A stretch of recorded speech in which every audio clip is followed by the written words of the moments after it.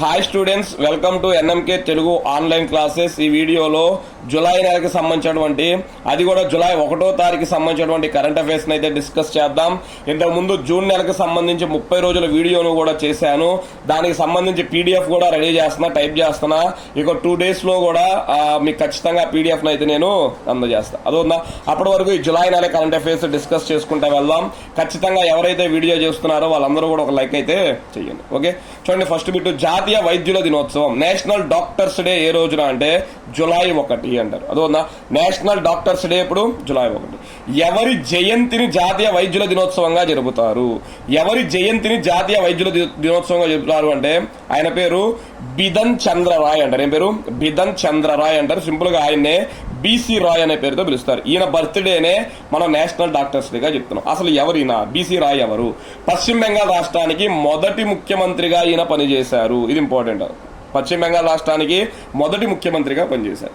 1882 July 1న జన్మించిన ఈయన 1962 July 1న మరణించారు. చూడండి, ఈయన బర్త్డే, డెత్ డే రెండు ఒక రోజే, జూలై 1. కాకపోతే మనం దేన్ని జరుపుకుంటున్నాం డాక్టర్స్ డేగా? ఈయన బర్త్డే అనమాట, జయంతిని అయితే చెప్పుకుంటున్నాం. అదేవిధంగా 1961లో ఇతనికి భారతరత్న పురస్కారం కూడా ఇచ్చారన్నమాట. 1961లోనే ఇచ్చేసారు. చాలా గొప్పోడు అనమాట. 1991 నుంచి జాతీయ వైద్యుల దినోత్సవాన్ని జరుపుతున్నాం. 1991 నుంచి నేషనల్ డాక్టర్స్ డే అయితే జరుపుకుంటున్నాం అన్నమాట. ఓకే, నెక్స్ట్ దాని తర్వాత 2, goods and services tax day అంటారు. సింపుల్ గా దాన్నే జిఎస్టీ డే అంటారు అనమాట. అదొన్న జిఎస్టీ డే ఎప్పుడు అంటే జూలై 1వ తారీఖు. 2017 జూలై 1 నుంచి దేశవ్యాప్తంగా జిఎస్టీని అమలు చేశారు. చూడండి, భారతదేశంలో జిఎస్టీని ఎప్పుడు అమలు చేశారంటే 2017 జూలై 1. దీనికి సంబంధించిన చట్టం ఎప్పుడు చేశారంటే 2016లో చేశారు. దీనికి సంబంధించినటువంటి రాజ్యాంగంలో ఆర్టికల్ ఎక్కడ చేర్చారు అంటే 279A దగ్గర కేంద్ర రాష్ట్ర సంబంధాలు ఉంటుందన్నమాట. ఆ ఆర్టికల్లో చెప్పడం అయితే జరిగింది. జిఎస్టీని ప్రధానంగా ఎన్ని రకాలుగా విభజిస్తారు అంటే 3 రకాలుగా విభజిస్తారు. 1 సిజిఎస్టీ అంటారు, 2 ఎస్జిఎస్టీ అంటారు, 3 ఐజిఎస్టీ అంటారు అన్నమాట. అదోనా, సిజిఎస్టీ అంటే అర్థం ఏంటి? Central goods and services tax, central కేంద్రం వేసే పన్ను అన్నమాట. ఎస్జిఎస్టీ అంటే అర్థం ఏంటి? State goods and services tax, ఇది స్టేట్ వేసే పన్ను అన్నమాట. IGST integrated goods and services tax అంటారు, ఐజిఎస్టీ అనమాట. మరి ఐజిఎస్టీ అంటే ఎవరు పన్నేస్తారు? చూడండి, అంతర్రాష్ట్ర వ్యాపారం లేదా వాణిజ్యంలో భాగంగా వస్తువులు సేవల సరఫరాపై కేంద్రం ఐజిఎస్టీ వేస్తుంది. ఇది గుర్తుపెట్టుకోవాలి. ఐజిఎస్టీ అంటే అంతర్రాష్ట్ర వ్యాపారం వాణిజ్యాలకు సంబంధించింది అనమాట. దీన్ని ఎవరు వేస్తారంట? కేంద్రం అయితే వేస్తుంది. నెక్స్ట్ దాని తర్వాత 4, చూడండి, పదవీ విరమణ చేసిన భారత ఆర్మీ చీఫ్ ఎవరు? పదవీ విరమణ చేసిన భారత ఆర్మీ చీఫ్ ఎవరు అంటే మనోజ్ పాండే అంటారు. ఎవరు? మనోజ్ పాండే. మనోజ్ పాండే స్థానంలో Upendra Dwivedi, very very important, Upendra Dwivedi భారత ఆర్మీకు 30వ చీఫ్ గా బాధ్యతలు స్వీకరించారు. ఇంపార్టెంట్. మనోజ్ పాండే స్థానంలో ఉపేంద్ర ద్వివేది భారత ఆర్మీకు 30వ చీఫ్ గా బాధ్యతలు స్వీకరించారు. కానీ ప్రస్తుతం ఆర్మీ చీఫ్ ఎవరు? ఉపేంద్ర ద్వివేది అంటారు. ఈయన ఎన్నో చీఫ్ అంటే 30వ చీఫ్ అన్నమాట. ఓకే, నెక్స్ట్ దాని తర్వాత 4, అంతర్జాతీయ టీ20లకు రిటైర్మెంట్ ప్రకటించిన భారత స్పిన్ బౌలర్ ఎవరు అంటే రవీంద్ర జడేజా. చూడండి, మొన్న మీకు రోహిత్ శర్మ రిటైర్మెంట్ ప్రకటించేశారు టీ20లకి. అదేవిధంగా మనకి విరాట్ కోహ్లీ రిటైర్మెంట్ ప్రకటించేశారు. ఇప్పుడు చూడండి, వాళ్ళిద్దరి పాటలోనే రవీంద్ర జడేజా గారు కూడా ఏం చేశారు?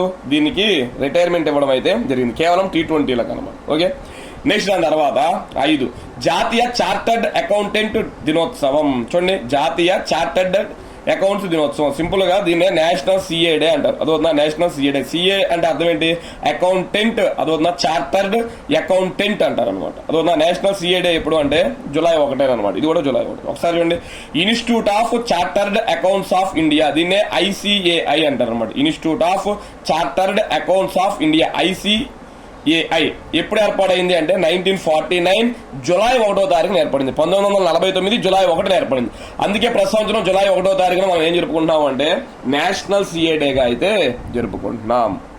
ఓకే, ఇది గుర్తుపెట్టుకోవాలి.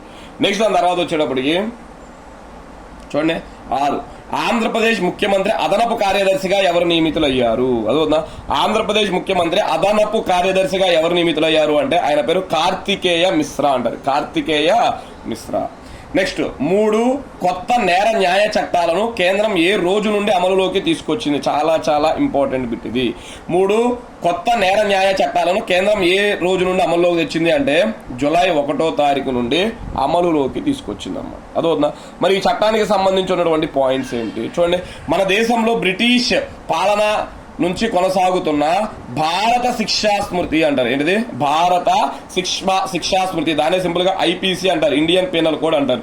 దీన్ని 1860లో చేశారనమాట. దీన్ని తీసేశారు ఇప్పుడు. అదవుతుందా? నెక్స్ట్ 2 నేర శిక్షా స్మృతి అంటారు. చూడండి, నేర శిక్షా స్మృతి అంటారు. దీన్ని 1973లో చేశారు. దీన్ని కూడా తీసేశారు. నెక్స్ట్ దాని తర్వాత వచ్చేటప్పటికి భారత సాక్ష్యాధార చట్టం అంటారు. 1872లో చేశారు. రద్దయ్యాయి. చూడండి, మొత్తం 3 చట్టాలు రద్దయ్యాయి అనమాట. 1 భారత శిక్షా స్మృతి, 2 నేర శిక్షా స్మృతి, 3 భారత సాక్ష్యాధార చట్టం. ఈ 3 కూడా రద్దయిపోయాయి. మరి ఈ 3 ప్లేస్ లో కొత్తగా వచ్చాయి అనమాట. అదవుతుందా? ఏంటి చూడండి, వీటి స్థానంలో గత ఏడాది 2023లో పార్లమెంట్ ఆమోదించిన Bharatiya Nyaya Sanhita, very very important, BNS act అంటారు అన్నమాట. భారతీయ న్యాయ సంహిత, అదేవిధంగా భారతీయ నాగరిక్ సురక్షా సంహిత అంటారు. భారతీయ నాగరిక్ సురక్షా సంహిత, అదేవిధంగా భారతీయ సాక్ష్య అధినియం అనే చట్టాలను జూలై 1 నుంచి అమలు చేశారు. చూడండి, ఒక చట్టం పేరు భారతీయ న్యాయ సంహిత, రెండో చట్టం పేరు భారతీయ నాగరిక్ సురక్షా సంహిత, మూడో దాని పేరు భారతీయ సాక్ష్య అధినియం అంటారు అనమాట. ఈ 3 చట్టాలను కూడా జూలై 1 నుంచి అమలు చేశారు. ఈ నూతన చట్టాల ప్రకారం క్రిమినల్ కేసుల్లో విచారణ పూర్తయిన 45 రోజుల్లోగా ఖచ్చితంగా తీర్పు వెలువడాలి. అదవుతుందా? క్రిమినల్ కేసులో విచారణ పూర్తయిన 45 రోజుల్లోపు ఖచ్చితంగా తీర్పులు వెలువడాలంట. రాజద్రోహం అనే పదాన్ని వీటి నుంచి తొలగించడం అయితే జరిగింది. అదవుతుందా? అంతకుముందు రాజద్రోహం అనే పదం ఉందన్నమాట. వాటిని పూర్తిగా తొలగించడం అయితే జరిగింది. చిన్నారులపై సామూహిక అత్యాచారానికి పాల్పడితే మరణశిక్ష లేదా యావజ్జీవ కారాగార శిక్ష పడుతుంది. చూడండి, చిన్నారులపై గనక సామూహిక అత్యాచారానికి పాల్పడితే వాళ్ళకి మరణశిక్షణ కానీ యావజ్జీవ కారాగార శిక్ష కానీ పడుతుంది.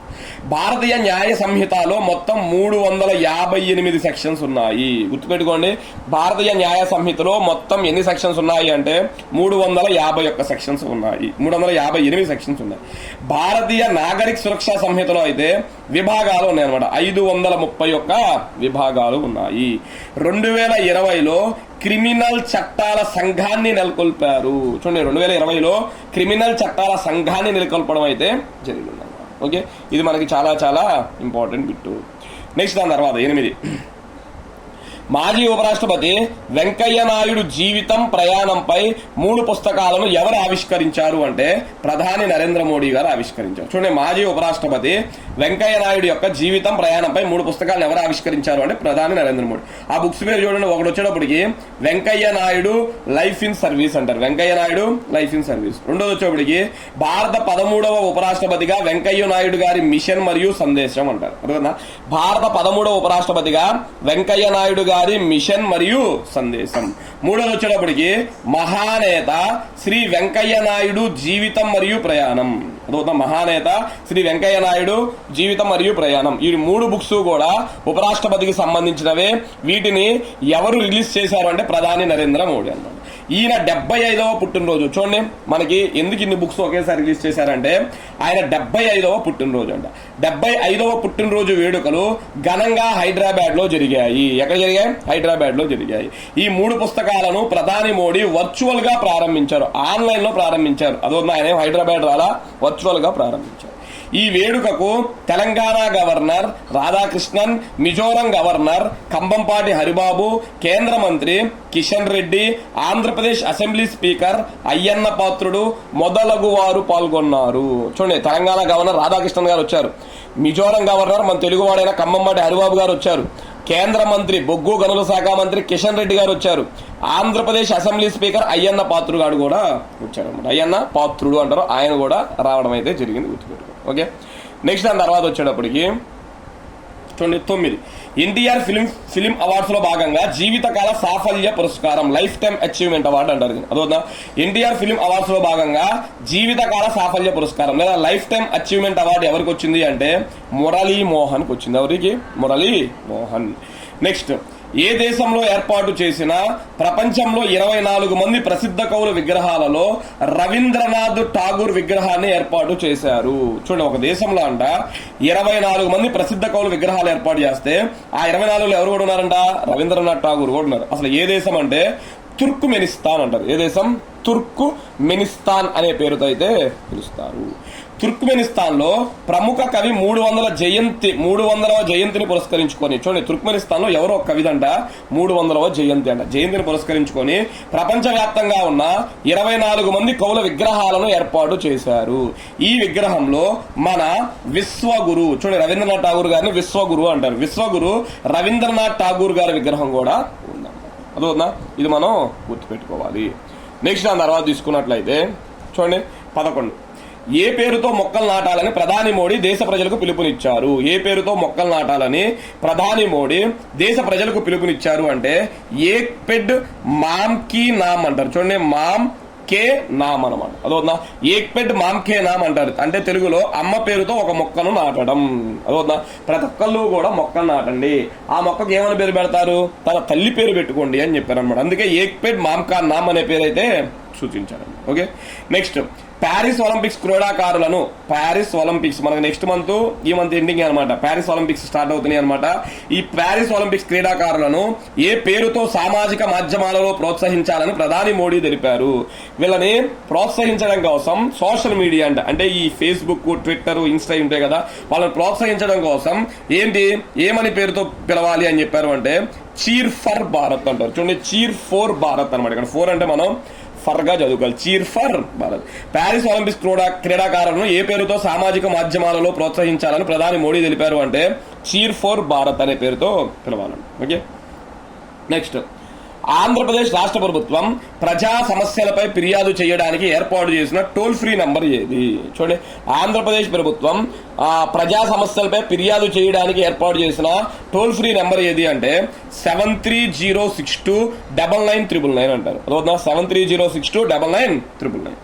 నెక్స్ట్ మన్ కీ బాత్ అంటారు. చూడండి, ప్రధాని మోడీ గారు మాట్లాడేటటువంటి కార్యక్రమం అనమాట. మన్ కీ రేడియో ద్వారా మాట్లాడతారు. మన్ కీ బాత్ కార్యక్రమంలో ప్రధాని మోడీ ఆంధ్రప్రదేశ్ లో పండించే ఏ పంట గురించి ప్రశంసించారు? అదవునా? ఏ పంట గురించి ప్రశంసించారు అంటే అరకు కాఫీ అంటారు. ఏంటిది? అరకు కాఫీ గురించి ప్రస్తావించడం అయితే జరిగింది. నెక్స్ట్ ఆ తర్వాత వచ్చేటప్పటికి 15 ట్రీ మ్యాన్ ఆఫ్ తెలంగాణ అంటారు. చూడండి, tree man of Telangana. Tree man of Telangana award దక్కించుకున్న సింగరేణి సంస్థ, సింగరేణి మనకి తెలంగాణలో బొగ్గు ఉంది కదా అనమాట, సింగరేణి సంస్థ చైర్మన్ మరియు ఎండి ఎవరు? చూడండి, tree man of Telangana award దక్కించుకున్న సింగరేణి సంస్థ చైర్మన్ అండ్ ఎండి ఎవరు అంటే ఆయన పేరు ఎన్ బలరాం అంటారు. ఏం పేరు? ఎన్ బలరాం. అసలు ఈ అవార్డును ఎవరిస్తారు? చూడండి, ఈ అవార్డును గ్రీన్ మ్యాపుల్ ఫౌండేషన్ సంస్థ అందించింది. ఈ అవార్డును ఎవరిస్తారంట? గ్రీన్ మ్యాపుల్ ఫౌండేషన్ సంస్థ అందించడం అయితే.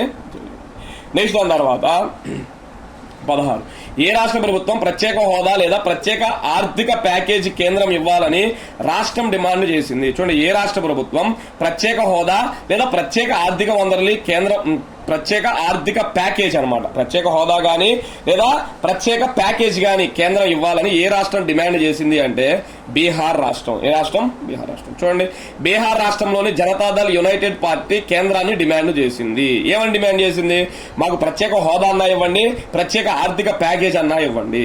రాష్ట్ర ముఖ్యమంత్రి నితీష్ కుమార్ నేతృత్వంలో కార్యవర్గ సమావేశంలో తీర్మానం కూడా చేసుకున్నారంట. అదవుతుందా? కాబట్టి మెల్లమెల్లగా బీహార్ రాష్ట్రం ప్రత్యేక హోదా లేదా ప్రత్యేక ఆర్థిక మండలం అయితే అడుగుతుంది.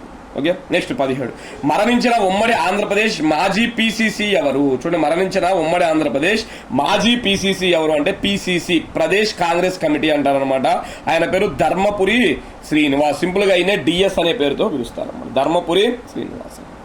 నెక్స్ట్ దాని తర్వాత ఆంధ్రప్రదేశ్ రాష్ట్రంలో లోక్ అదాలత్ వలన మొత్తం ఎన్ని కేసులు పరిష్కరించబడ్డాయి? చూడండి, లోక్ అదాలత్ అని చెప్పి కేసులను అత్యంత వేగంగా తీర్పులు ఇవ్వడానికి ఏర్పాటు చేస్తారనమాట.